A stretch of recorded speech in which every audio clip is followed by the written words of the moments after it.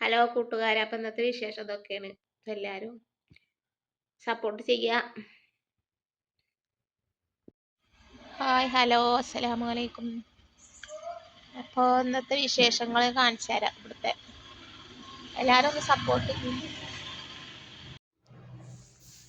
അപ്പോൾ ഒന്ന് ചായ ഒക്കെ വെച്ചിട്ട് കുടി കഴിഞ്ഞിക്കൊണ്ടിട്ടാണ്, കുട്ടികളെ കുടി കഴിഞ്ഞിക്കണം. അപ്പം ഞാൻ അതൊക്കെ എടുത്ത് ഇന്ന് പുട്ട് ഉണ്ടാക്കാൻ വെച്ചിട്ടേ, പിന്നെ നമുക്ക് പുട്ട് കണ്ടെത്തരാം. അപ്പം അതൊന്ന് പൂര വറുത്തിക്കുക. ഞങ്ങളുടെ നാട്ടിലത്തെ ഒരു പലഹാരം. പിന്നെ ചിക്കൻ കറി ഉണ്ട്.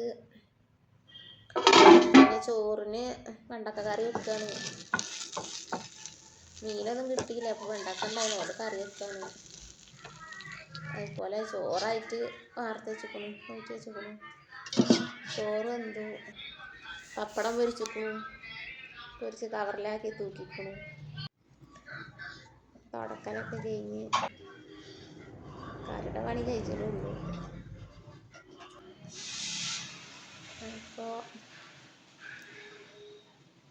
വെണ്ടക്ക കറി മക്കൾക്കൊന്നും ഇഷ്ടമല്ല കേട്ടോ. മക്കൾക്ക് ചിക്കൻ കറി ഉണ്ട്, അവർക്കത് മതി, എനിക്കത് പറ്റൂല. അപ്പം ഞാൻ വെണ്ടക്ക ഉള്ളി കറി ഉണ്ടാക്കട്ടെ വെച്ചിട്ട്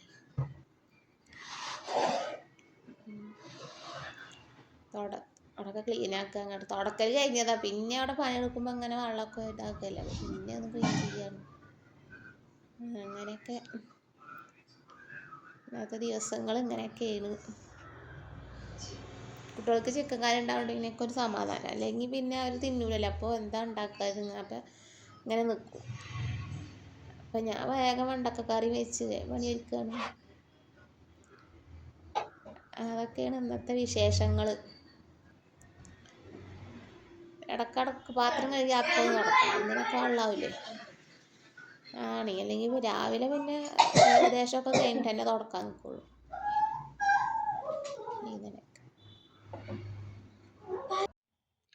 ഹലോ കൂട്ടുകാരെ, അപ്പം ഇന്നത്തെ വിശേഷം ഇതൊക്കെയാണ്. എല്ലാവരും സപ്പോർട്ട് ചെയ്യുക.